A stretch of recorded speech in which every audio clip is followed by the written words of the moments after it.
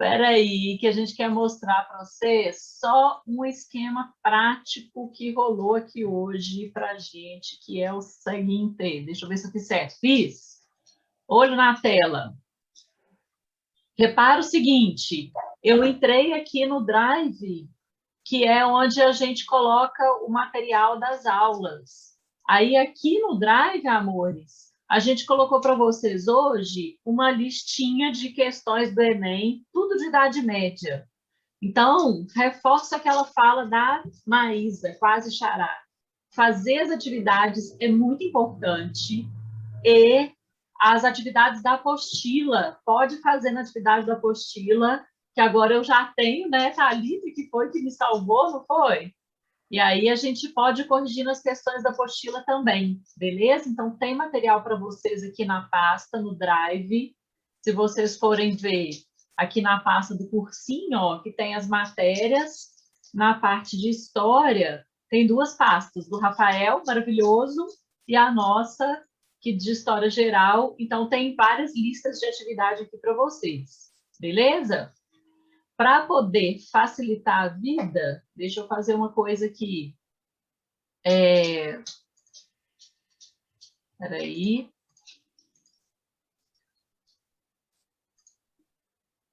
Eu vou compartilhar aqui com vocês, no chat, o material da aula, beleza? O material da aula está aí. O link aqui do PowerPoint que a gente está usando na aula já está aí para vocês também. Deixa eu ver só se o que eu estou compartilhando... Agora eu estou compartilhando com vocês o material da aula, o PowerPoint. Tá. Né? Já mudou. Ah, então tá bom. Então deixa eu começar aqui de onde eu quero. Vou lembrar. Última aula, lembrete do que a gente viu na última aula. Última aula, a gente começou falando sobre a Idade Média, a formação da Europa. A gente continua na história europeia, entrando na Idade Média. E a gente viu na última aula a formação da Idade Média, a principal característica que a gente viu, consolidação, fortalecimento do poder da Igreja Católica na Idade Média. Amores, lembrete rápido aqui, revisão rápida para a gente começar, hein? Esses aqui são os slides que a gente viu na última aula. A gente viu que a Idade Média começa a partir das invasões dos povos germânicos. Esses nomes aqui, todos são de povos germânicos, francos, ostrogodos, burgúndios, tudo é germânico. Eles invadem. O Império Romano do Ocidente é fragmentado, eles finalizam com a ideia de um poder único em Roma, e aí tem a formação de vários reinos. É um período meio de guerra, de instabilidade, e essas pessoas vão ter que buscar refúgio e algumas novas referências. Por que novas referências? Porque o Império deixou de existir e sumiu o poder do imperador, o exército, etc. Onde é que as pessoas foram encontrar referência? Muitas pessoas encontram referência, apoio na igreja. Aí a Igreja Católica se espalha fortemente pelo território europeu, rapidamente, e ela se alia aos novos reis, como a gente viu o caso aqui do Carlos Magno, que foi o rei franco que aliou a Igreja Católica, e isso mostra uma característica cultural importante da Europa medieval, que é somar cultura germânica, cultura romana, cristianismo. Essa é a base de formação dos principais reinos europeus que estão se formando aqui na Idade Média, ok? E aí a consolidação da igreja, porque ela vai ser uma das principais referências. Como a gente viu aqui, esse foi o último slide da última aula, a consolidação do poder, a igreja exercendo vários papéis no cotidiano da população. Então, essa foi a retomada. Para amarrar melhor, Prof. Décios vai começar já corrigindo uma questão do Enem com vocês. Bora? Da minha retomada, tá de boa? Gente, se não tiver de boa, vocês falam, hein? Fala comigo. Tá de boa a retomada? Deu para lembrar para a gente passar para frente? Quer que retoma mais alguma coisa? Tira alguma dúvida? De boinha no rolê? E, gente, boa noite, vamos lá. Então, Enem 2019. O Enem coloca um texto para a gente, vamos a ele. O cristianismo incorporou antigas práticas relativas ao fogo para criar uma festa sincrética. A igreja retomou a distância... Desculpa, gente, que tinha uma coisinha tampando. A igreja retomou a distância de 6 meses entre os nascimentos de Jesus Cristo e João Batista e instituiu a data de comemoração a este último, de tal maneira que as festas do solstício de verão europeu, com suas tradicionais fogueiras, se tornaram fogueiras de São João. A festa do fogo e da luz, no entanto, não foi imediatamente associada a São João Batista. Na Baixa Idade Média, algumas práticas tradicionais da festa, como banhos, danças e cantos, foram perseguidas por monges e bispos. A partir do Concílio de Trento, ali no século XVI, a Igreja resolveu adotar celebrações em torno do fogo e associá-las à doutrina cristã. Eis o texto que motivou a questão de 2019. O autor é Chianca, e o texto é do livro de Devoção e Diversão, Expressões Contemporâneas de Festas e Santos Católicos. Dúvidas de vocabulário do texto? Fala com a gente. Primeira coisa, o que é uma festa sincrética? O que é sincretismo? A gente falou sobre isso na última aula. Vocês falaram na última aula das Não foi, religiões. Bela? Sim. Boa. O que é o sincretismo, então? A integração, mistura de elementos religiosos de várias referências. O Prof. Décios até abriu aqui para a gente a festa da lavagem da escadaria. Do Bonfim. Do Bonfim. Que carrega elementos africanos e cristãos. Isso, lá em Salvador. A igreja, amores, vocês vão ver que isso vale aqui para a Idade Média Europeia, vale no Brasil. Ela se apropria de elementos de práticas religiosas tradicionais, ela faz isso com povos indígenas, com os povos africanos, para poder facilitar a conversão. Então, se as pessoas tinham o hábito de fazer festas usando fogueiras, usando algum tipo de elemento, ela incorpora nas suas crenças, porque aí as pessoas associam, isso vai facilitando a conversão. É esse o processo, esse o rolê aqui. Então, um desafio para vocês. Com o objetivo de se fortalecer, a instituição mencionada no texto adotou as práticas descritas que consistem em... Vai lá, um minutinho para vocês pensarem e manda para a gente o gabarito.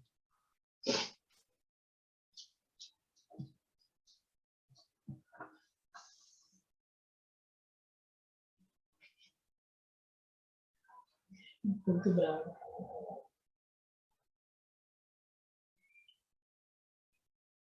Cadê? Quero ver esse chat bombando, hein?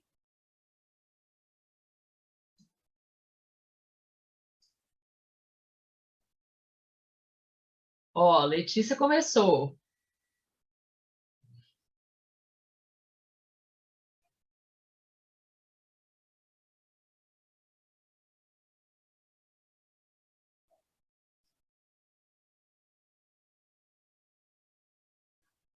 Mais alguém? Vou dar mais um minuto.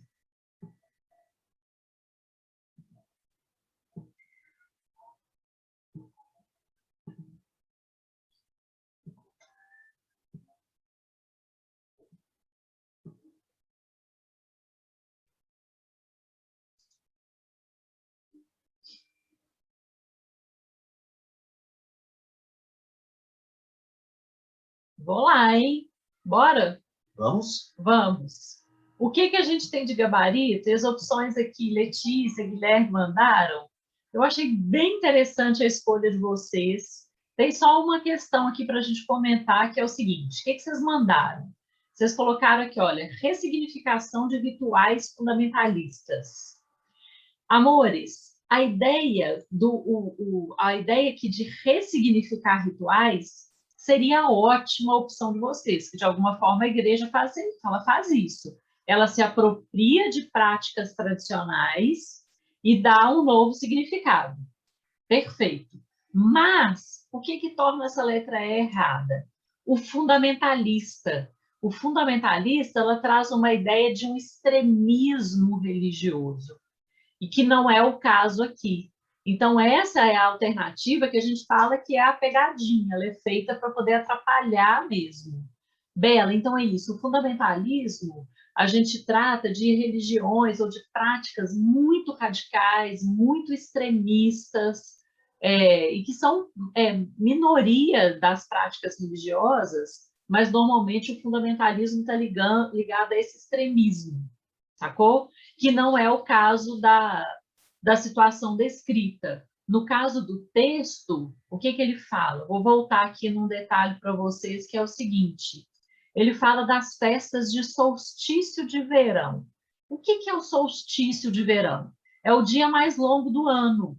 É quando o verão está lá no seu auge na Europa, ou aqui também tem, né? Mas, enfim, a ideia do dia mais longo, que o sol fica mais tempo aí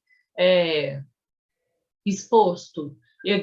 O oposto do solstício de verão é o solstício de inverno, que é o dia mais curto do ano, ok? Então, é como se diz uma festa que não é necessariamente religiosa, é uma festa do verão, do calor, que é tradicional na Europa. Então, o que a igreja faz? Ela se apropria dessas práticas culturais e tenta trazer para a prática religiosa. Então, a festa de São João, que é em junho, né, é quando o verão está bombando na Europa. Então, ele é associado ao verão. E aqui ele foi associado ao frio, vira aquela festa que a gente vai na fogueira, no frio. Mas são sempre apropriações que a igreja faz, ok? E aí, o gabarito, qual que ficou? Aqui é letra C, o gabarito. Então, vocês têm aqui sempre o gabarito clicando aqui na imagenzinha. Apropriação de cerimônias seculares. O que é seculares, Prof. Décio? Então, gente, secular é aquilo que é não religioso. Pode vir de outra maneira. Laico, cerimônia laica, cerimônia secular, cerimônia não religiosa, não ligada ao sagrado. No caso, é importante vocês fazerem exatamente o que a professora Marisa fez, retomar o texto, e a partir dos elementos do texto, quando se refere ao solstício de verão, como a professora mesma definiu, o dia mais longo do ano, esse dia, o mais longo do ano, ele não tem caráter religioso. Não sendo religioso, ele é secular, ele é laico. Acontece que esse dia foi tomado como sagrado, como uma referência para o sagrado, que a Igreja Católica vai se apropriando, que é uma palavra bem próxima do ressignificar. Ela se apropria ressignificando. Mas, nesse caso, o fundamentalismo não cabe, porque não há um radicalismo religioso associado ao solstício de verão.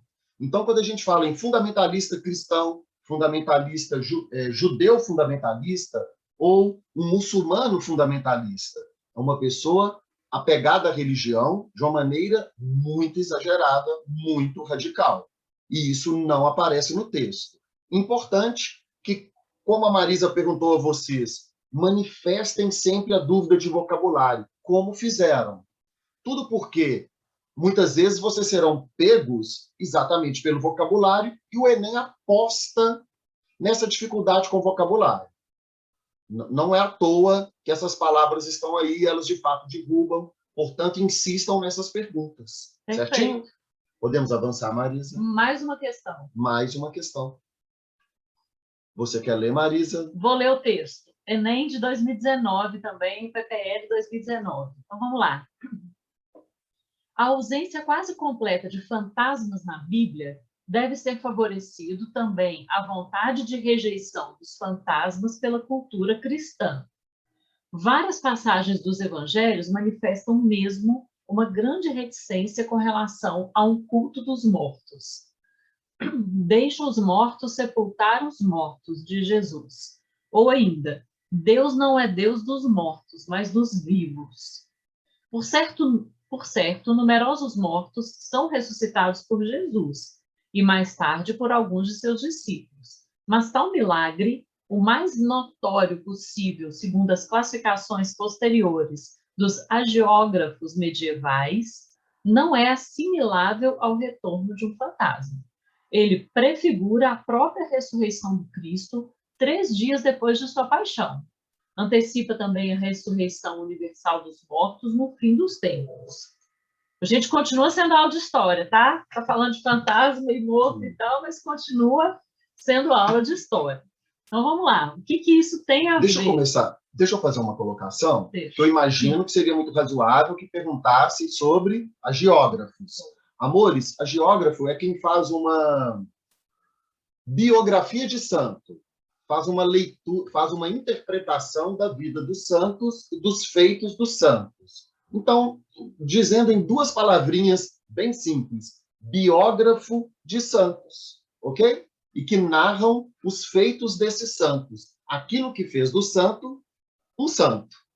Perfeito. História de santo. Bora para o rolê. De acordo com o texto, a representação da morte ganhou novos significados nessa religião para 2 minutos. Manda o gabarito no chat.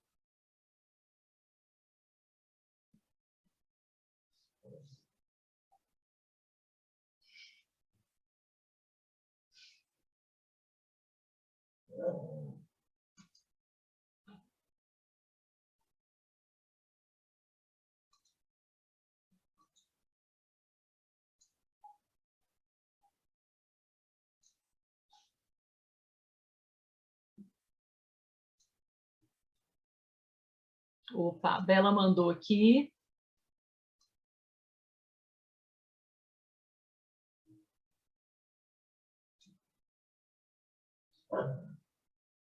Mais 1 minutinho.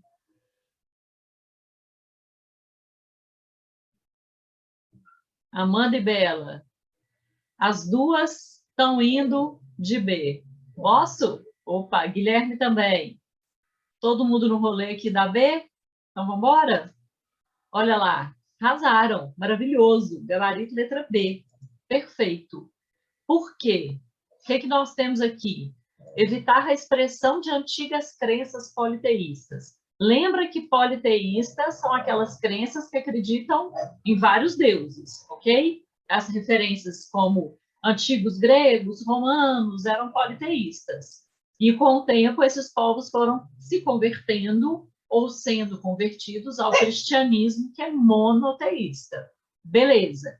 Para ajudar na conversão ao cristianismo e tirar as referências politeístas, a igreja ela vai dando novos significados a essa representação da morte, justamente para tirar as práticas politeístas. Perfeito. Vocês arrasaram aqui no gabarito da letra B. Gente, nossa cachorrinha está aqui fazendo birra. Vocês estão ouvindo? Se vocês estão ouvindo o resmungo aí... Bonitinha! Ela está fazendo birra porque ela está de castigo aqui, porque ela está lambendo demais a patinha, ela se machuca. Aí nós pusemos uma coisa nela para ela não se machucar. Enfim. Aqueles capacetes horrorosos, ela está de aqueles capacetes. Aí ela está de mal aqui da gente, sabe? E ela está rosnando e gemendo aqui, eu não consigo. É, tá difícil, né? Vou tirar, amor. Não. Ô, gente, é só dar um antialérgico para ela. Olha, Fernanda, é uma boa ideia, hein? O colar elizabetano, isso mesmo, Bela. Lá no meu serviço, a gente faz até assim. É tipo, traz ela aqui. Aqui, olha a figura. Tá de mal da gente por causa disso aqui, ó. A ração dela é de frango? Ela come comida. Ah, tá, porque esses cachorros costumam ter sensibilidade, e aí o frango costuma ser a primeira proteína que dá esse tipo de coceira. Tenta cortar. Aí, se você vê que parou de coçar a própria patinha, provavelmente é isso. Olha, Nossa, Bela. ela come frango, a comidinha dela. Sim, É corta basicamente frango. Mas Não, tem, mas assim... no meu serviço, ela só come ração. E aí ela tem esse mesmo probleminha, vai coçando até ferir. Aí, de vez em quando, claro que não pode todos os dias, quando ataca muito, a gente dá um antialérgico e funciona muito bem. Ela fica mais de uma semana sem ficar com aquela lambeção, aquela mordeção nas patinhas. Ô, Fê, é isso mesmo, mas é porque deve ser a alergia, mas aí você está tratando o problema, mas não tá indo, tipo, tirando, né? Eu não sei dizer bem, ó. Eu não sei dizer, tipo assim, isso, não tá cortando pela raiz, tá tipo cortando só o matinho.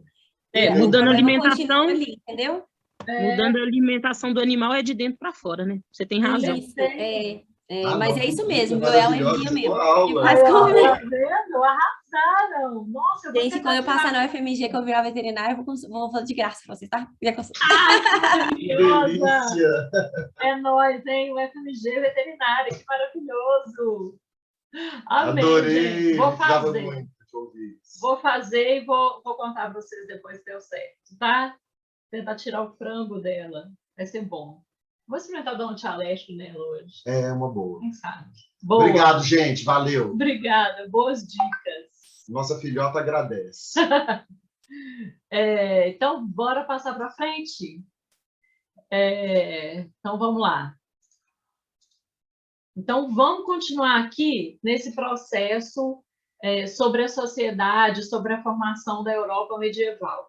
Aqui, a gente quer destacar com vocês algumas características fundamentais. Primeiro, olho na imagem. Prof. Décia, quer explicar a imagem? Quero, podemos. Vejam só, aqui vocês têm uma paisagem econômica típica da Alta Idade Média. Já esqueceu o que é Alta Idade Média? Tem alta e tem baixa.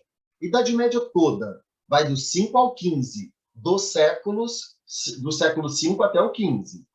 Se você dividir isso grosseiramente, do 5 até o 10, alta, do 11 até o 15, baixa Idade Média. Alta, por quê? Alta, porque é o período de formação da Idade Média. É o período em que esse panorama econômico que vocês estão vendo na tela, ele se forma e atinge o seu apogeu, o seu ápice. Daí, alta Idade Média.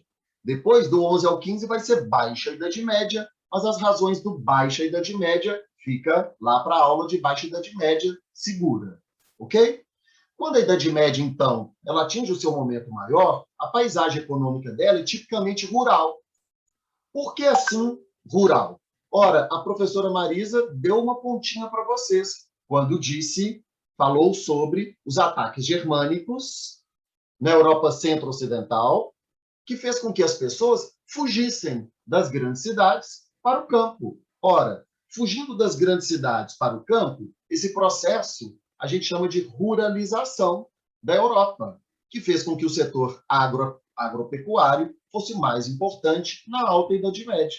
E, naturalmente, Marisa, era destinado à subsistência, ao próprio sustento. Certo, teacher? Perfeito. Era uma economia, então, como? Praticamente uma agricultura não comercial. Amores, vou destacar uma coisa para vocês, sempre a gente tentando fazer relação com o mundo que a gente vive, porque facilita a vida. Hoje em dia, quantas pessoas vivem no ambiente urbano aqui no Brasil, por exemplo? Mais ou menos 80% da população vive no ambiente urbano e 20% vive no ambiente rural. Isso faz com que a gente diga que a maioria da população vive no ambiente urbano, ligada a comércio, à indústria e a serviços, ok? Em termos econômicos. Na Idade Média, inverte. A maioria da população vive no campo, numa agricultura de subsistência, ou seja, voltada para o consumo interno. Tem gente vivendo na cidade? Tem, claro, as cidades não vão desaparecer, mas elas reduzem em tamanho, em população e importância. Por quê? Porque é um período de guerra, de insegurança, de instabilidade. E essa instabilidade faz com que as pessoas se refugiem no campo. Vocês vão lembrar, antes das férias, que quando a gente estava falando sobre a queda do Império Romano, crise econômica, faltava alimento, faltava mão de obra, guerras, invasão, a gente falou assim, olha, as pessoas estavam perdidas, sem conseguir sobreviver nas cidades, faltava alimento. O que elas fizeram? Elas começaram a se refugiar no campo. E aí, aqui na Idade Média, isso vai se intensificar. Então, a maioria da população vive no campo, quase não tem comércio. Por quê? Porque é perigoso de sair de dentro dessa propriedade que a gente chama de feudo.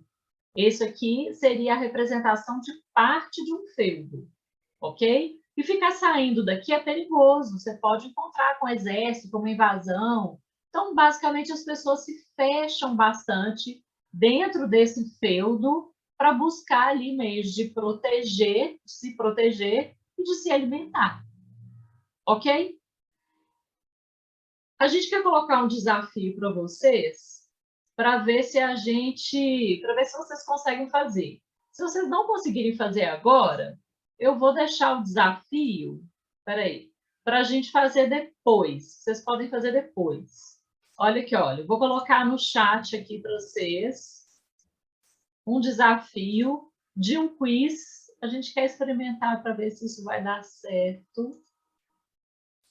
Ó, coloquei no chat de vocês. Quem tiver condição, quiser clicar para ir fazendo um quiz sobre um feudo, sobre a estrutura de um feudo. O aplicativo vai pedir o nome de vocês e o que vai abrir é isso que vocês estão vendo. Então.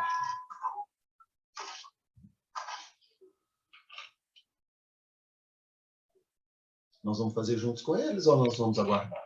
Vocês querem um minutinho para tentar fazer? Vocês conseguem fazer agora ou querem fazer junto com a gente?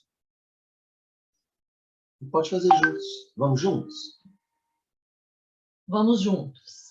Então, vamos lá. Repara que, olha, isso aqui é a estrutura mais ampla, uma imagem, uma ilustração, uma representação de um feudo, ok? E aí, dentro do feudo, a gente tem vários espaços aqui. Vou começar pelo mais fácil, que é a identificação do castelo, moradia dos nobres e fortaleza em tempos de guerra. Então, eu venho aqui puxando uma setinha, tipo, e vou vincular a cada pontinho desse daqui para a gente identificar as partes do feudo, ok? O que significa isso, então? O castelo é a proteção, é o local de defesa, onde viviam os nobres, aqueles que eram vistos como os poderosos do rolê, os donos da terra, ok? Joia, gente. Então, além disso, note a presença aqui da floresta. Veja a floresta lá no alto à esquerda da sua tela. E, importante, aqui na floresta você vai ter uma área de caça, mas a caça não é para todo mundo. É especialmente para os nobres, de quem a Marisa acabou de falar, porque a nobreza é a classe social privilegiada. E a ideia de que a caça ela é própria da nobreza é porque da caça você vai extrair carnes que são nobres, muitas vezes, e isso é uma exclusividade da nobreza. Se alimentar desta carne e buscar por essa carne na caça, na floresta, até porque o manuseio das armas é tido como algo típico e próprio da nobreza. Puxa outro, Marisa. Vocês vão ir percebendo que é uma sociedade bastante hierarquizada, bastante desigual a partir dessas características, ok? Eu vou destacar para a gente aqui, olha, a moradia dos camponeses, servos e camponeses. Quem são eles? Os trabalhadores são aqueles que vão fazer toda a ralação, vão plantar, colher, criar os animais, construir. Todo o trabalho braçal, todo o trabalho. Gente, da plantação à construção, produção de alimento, tudo é feito pelos camponeses. Os nobres diziam que qualquer tipo de trabalho não era digno. Olha que horror, gente. Não é digno ao nobre. Ao nobre. Então, o nobre, a princípio, não fazia nenhum trabalho braçal. O que os nobres faziam, a função social da nobreza era a defesa, era a guerra. Fora isso, todo o trabalho braçal era feito pelos camponeses. Posso melhorar isso? Manda ver. Acrescentando o que a professora disse, a ideia é o trabalho é algo indigno, não digno. Nós estranhamos esse tipo de leitura, claro que estranhamos, mas nós e vocês somos filhos de um mundo capitalista que criou a cultura de que o trabalho dignifica. O trabalho nos dignifica. Para a nossa cultura, para a cultura medieval, o trabalho não é algo que dignifica, é algo indigno. Se sou nobre, trabalho não é para mim. Eu vou lidar com a caça, eu vou lidar com a guerra, mas com a lida do campo, tem camponês, tem servo para isso. Ok, gente? Agora, não pode faltar uma igreja, pode, Marisa? Não. Sempre vai ter o quê? a igreja, porque não é música, sempre vai ter a igreja. Amores, a igreja é a instituição mais importante da Idade Média. Portanto, ela vai estar presente em quase todos os feudos, em todas as cidades, em todas as regiões. Você vai encontrar, nem que seja uma capelinha, mas a igreja vai estar lá, ok?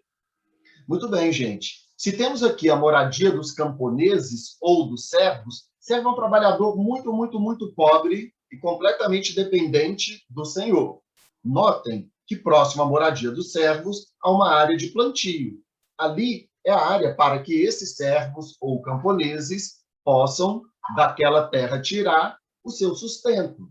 Aliás, é por isso mesmo que esses camponeses trabalham para o Senhor, porque o Senhor feudal, o senhor do feudo, deu a esses camponeses um pedacinho de terra para que dela eles possam tirar o seu sustento. Reparem, não tem relação monetária aqui envolvida, hein? Não há uma relação monetária. Vou dizer de outra maneira. Os servos não recebem salário. Os servos não recebem salário. Pergunta comum. Os alunos sempre fazem. Os servos são escravos? Não. Eles não são escravizados porque eles não têm a condição de uma coisa. O escravizado, ele é uma pessoa que foi objetificada, que se foi feita objeto, e você compra, vende, troca aquele escravizado. O servo não chega a essa condição, uma condição menos degradante. Certo? Importante. Parte do que os camponeses servos produzem, eles são obrigados a pagar para esse senhor feudal, a dar parte da produção para o senhor feudal. Como também são obrigados, alguns dias da semana, a trabalhar na terra do senhor, não é, Marisa? Que é o que a gente chama de manso senhorial. Amores, vocabulário, manso é terra, ok? São as terras do senhor. Aqui, ó, a gente destaca para vocês o manso senhorial. O que rola? Todo o trabalho, seja no manso servil, seja no manso senhorial, é feito pelos camponeses, pelos servos e camponeses. Toda a produção do manso senhorial vai para quem? Para o senhor. Toda a produção do manso servil vai para os servos? Não. Uma parte fica para eles, uma parte eles têm que dar para o senhor como imposto, como pagamento de imposto. É isso mesmo. Eles trabalham, não recebem salário e ainda pagam imposto para o senhor. De alguma forma, a relação é esse camponês, ele não tem terra, então ele não tem como sobreviver. É quase que na visão do nobre ele estivesse fazendo a caridade de deixar essas pessoas viverem na terra dele, como se ele não tivesse vantagem disso, mas tudo bem.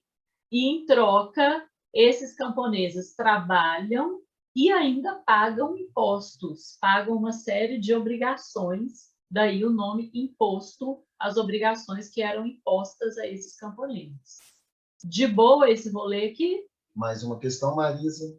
Vejam, aqui vocês notam na estrutura do feudo que a sociedade é hierarquizada, a professora já havia apontado, e nessa hierarquia, a função do clero, dos membros da igreja, cuidar das questões espirituais. Cuidar das questões espirituais, as questões da fé. O nobre, a nobreza, cabe as questões de defesa, de guerra, e alguém tem que trabalhar, esse alguém, camponeses e servos. Uns, então, oram, cuidam do espírito, outros combatem, cuidam da defesa, outros, enfim, trabalham. Essa estrutura está aí no feudo que está aí na tela para vocês. Sobre o feudo, querem questionar? Querem tirar alguma curiosidade? Ou estamos de boinha? De boinha no rolê? Eu quero falar uma coisa, que é o seguinte, em caso de guerra, esse feudo foi atacado. O que acontece? Reparem que a área protegida é a área do castelo onde vivem os nobres. De um modo geral, esse castelo atacado, os camponeses podem se proteger e se refugiar lá dentro? Sim, eles podem, ok? É a hora que eles vão correr e se refugiar. Por quê? A função social do nobre, como o prof. Desses disse, é ser guerreiro. Isso era para eles uma grande honra e valor. Então, eles devem proteger. E os camponeses, óbvio, eles precisam da mão de obra dos camponeses, eles vão se proteger aqui dentro. E aí fecha o portão do castelo, o rio, o lago e tal aqui fora. Inclusive para aumentar a proteção, a defesa, e muitas vezes, então, fecha o portão e aí eles vão se refugiar aqui e tentar se defender no caso de algum ataque, ok? Marisa, costuma ter jacaré ali, igual a gente vê em desenho animado? Claro que não. Então, gente, e nem sempre é com um rio ou um lago assim envolto, tá? Agora, em regra, em parte elevada, parte alta, por causa de estratégia militar que dá visibilidade à chegada dos inimigos. Normalmente, na Idade Média, para vencer uma fortaleza assim, como é que eles faziam? Só curiosidade, isso não vai cair na prova de vocês.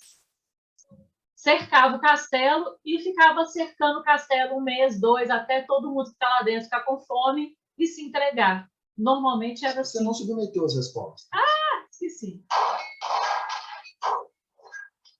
Arrasamos. Muito bem, muito bem. Gente, importante. Vai ficar beijando aqui.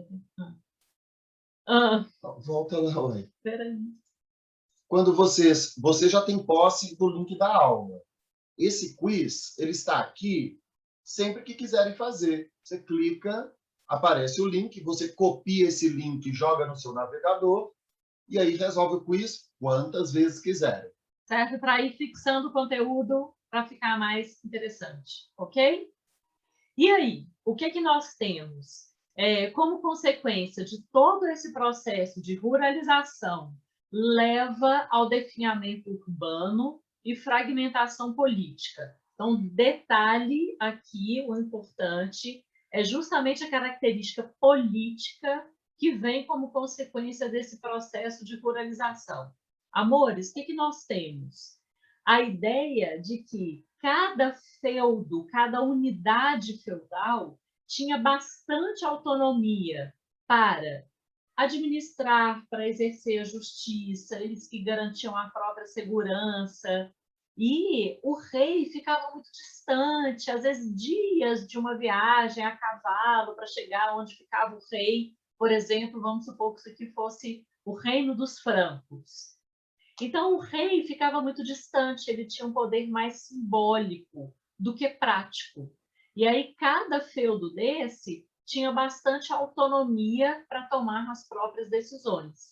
E aí a gente fala que isso caracteriza uma fragmentação política, ou seja, ausência de um poder forte do Estado que centralizasse, por exemplo, as decisões ou que centralizasse a defesa. Vamos dar exemplo disso para a gente pensar.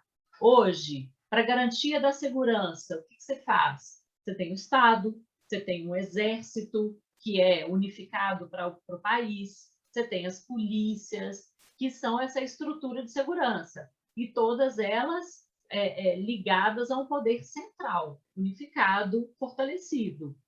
Na Idade Média, isso não existia. Não tinha polícia, não tinha exército, não tinha essas estruturas ligadas a uma força política, ao Estado, a uma autoridade. Então, cada feudo desse tinha que garantir a própria defesa e, ao mesmo tempo, eram extremamente autônomos no processo de administrar as suas próprias terras, seus próprios conflitos. É isso mesmo. Isso traz a ideia, então, de fragmentação. Embora exista o rei, o poder está fragmentado nos muitos feudos, ou seja, são vários os nobres, muitos os feudos, muitos os senhores feudais. O senhor feudal é um nobre. Como em cada feudo manda determinado nobre, na prática, o poder a gente fala que é fragmentado, ou, se quiserem, descentralizado. Saiu do centro e foi para as periferias, para os muitos feudos. Cada um governando, cada feudo governando a si mesmo. Perfeito. E aí, só para reforçar algo que a gente já tinha falado, as cidades, elas vão desaparecer? Não, na história não tem esses radicalismos. As cidades continuam, algumas cidades importantes, Paris já existia, Londres já existia, mas elas ficam reduzidas. Com uma população reduzida, tinha a sede da igreja, tinha mais uma função administrativa e política, vivia o rei, seus conselheiros, mas bem mais reduzido, e esse rei tinha um poder mais simbólico do que efetivo de ficar governando e tomando decisões no cotidiano. Isso não acontecia justamente porque esses feudos eram bastante autônomos. De boa, fala com a gente se está de boa. Deixa eu ver se vocês estão aí, se vocês já dormiram. Ixi, dormiu. Eles estão aí, Marisa. Vamos avançar. E aí, para a gente pegar os aspectos mais importantes que a gente já falou, Prof. Décio falou lá quando estava mostrando o feudo, mas para a gente reforçar a organização da sociedade. Eu vou um, você vai outro. Então, vamos embora. Então, amores, a sociedade é estamental, ela é dividida em estamentos, são 3 os estamentos, o estamento do clero, da nobreza e dos servos.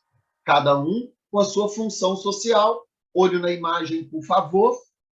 Aqui vocês veem membros da Igreja Católica, são aqueles os membros do clero, né? O clero católico, que cuidam das questões de conforto espiritual, oram e salvam a todos nós, fazem a mediação entre nós, pessoas laicas, leigas, não religiosos. Nós, pessoas leigas, acessamos Deus, acessamos o sagrado com a mediação do clero católico. Além do clero, tem a nobreza, Marisa. Nobres, protetores das igrejas e de seu rebanho.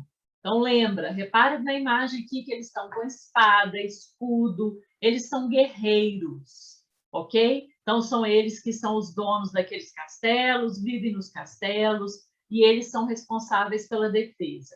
Amores, havia uma cultura na Idade Média que valorizava esse lugar da defesa e da proteção. Para eles era uma grande honra lutar na defesa do povo, na defesa da igreja. Eram cavaleiros cristãos, muitas vezes, e que vão valorizar esse lugar, ok? E, normalmente, esse é um lugar de poder. Por quê? Ele é responsável pela defesa, ele é o dono das terras. As terras eram de posse exclusiva dos nobres. Então, é claro que ele tem aqui um lugar de privilégio, de prestígio, de poder naquela sociedade, ok? E aí eles constroem a cultura da honra militar, da honra da vitória, deles serem os responsáveis pela defesa na sociedade. Lembrando que, além dos nobres, podem ser detentor de terra a própria Igreja Católica, até mesmo porque, muitas vezes, a conquista militar da nobreza, em homenagem a Deus que os ajudou em determinada vitória, ora, como retribuir a Deus? Pode ser com oração? Pode. Pode ser doando terra para os membros, para a própria Igreja Católica, que os ajudou em determinada vitória, por exemplo. Outra questão, é um lugar de poder o da nobreza? Sim, porque a nobreza é senhora das armas, como disse a professora. A outra questão é que o clero também ocupa um lugar de poder da maior relevância. Qual lugar? O da salvação espiritual, vocês já sabem. Um outro lugar é que a Igreja Católica, os membros da Igreja Católica, são praticamente os únicos a saberem ler e escrever. Quem domina a escrita, quem domina a leitura, ora, domina o conhecimento, domina a educação. A educação tem toda uma relação com o lugar de poder. Ora, todo esforço que vocês fazem na busca por um lugar na universidade pública vai colocá-los vocês em outro lugar das relações de poder. A educação é determinante para isso. Como aqui na Idade Média, o clero católico é especialmente poderoso, podem concluir a instituição mais poderosa da Idade Média, a Igreja Católica. Agora, Marisa, se uns oram outros combatem, alguém tem que trabalhar. Alguém tem que trabalhar, tem que produzir comida para os outros dois grupos. Então, reparem o seguinte, quando a gente destaca aqui servos e camponeses com as suas ferramentas de trabalho, eles são chamados de não livres. Por que eles não são livres? Porque eles não têm escolha. Eles não têm escolha. E aí, um conceito fundamental, para rimar, é o conceito de sociedade estamental, que o prof já falou.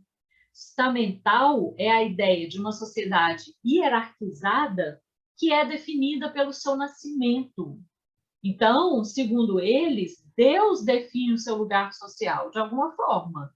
Então, se você nasce numa família de camponês, você está, digamos que, condenado a ser camponês. Se você nasce numa família de nobres, você está condenado a ser nobre. O seu destino está traçado pelo seu nascimento.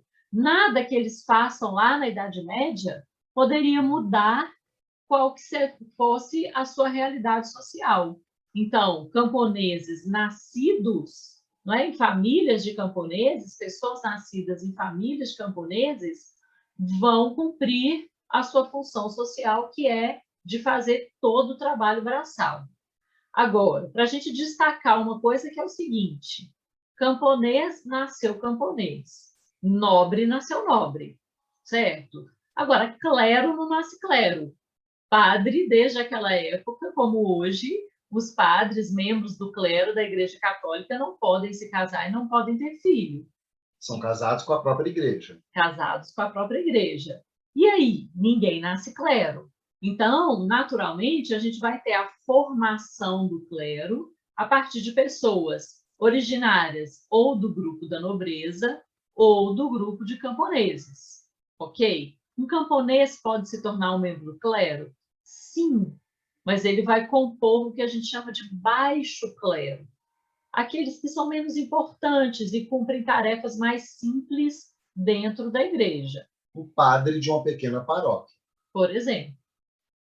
Ou, se eu tenho um nobre, filho de um nobre, de um conde, de um duque, seja lá o que for, quando ele entra para a igreja, ele já entra ocupando uma alta hierarquia dentro da igreja, então facilmente ele se torna um bispo, um cardeal, e ele muitas vezes vai ser uma pessoa extremamente influente no seu reino, ele vai ser conselheiro do rei, então eles vão ocupar posições de poder na sociedade. Ou seja, a composição do clero, ela retrata a divisão da sociedade em nobres e servos. O nascimento, ele continua sendo retratado aqui dentro do clero. Fez sentido? A divisão social, ela continua representada. No sentido de que, se existe alto clero, os membros do alto clero de origem nobre. Se existe baixo clero, os membros do baixo clero de origem mais humilde. Certo, teacher? Perfeito. Amores, dúvidas, comentários? Falem com a gente. Deu o nosso horário, estamos de boinha no rolê? Deixa eu ver se o prof. Lucas chegou. O prof. Lucas chegou, já está aí no rolê. Amores, e vocês? E aí, Lucas, tudo bem? Joia, e vocês? Joia. Amores, estamos de boinha? Então, olha, quem conseguir, vai fazendo a lista que a gente colocou lá na pasta. O material está aí disponível para vocês também, beleza? E dúvida da apostila também, pode fazer, pode mandar, que aí a gente já vai corrigindo as questões da apostila com vocês também. Ok? Beleza, gente? Obrigada. Beijos, Vamos fazer um amores. coraçãozinho, Marisa, senão eles vão ficar carentes. Um beijo, boa semana. Valeu. Boa semana, amores. Beijos, fiquem com Deus. Vai que é sua, Lucas. Boa noite. Valeu, tchauzinho, gente. Boa noite. E aí, gente, tudo tranquilo?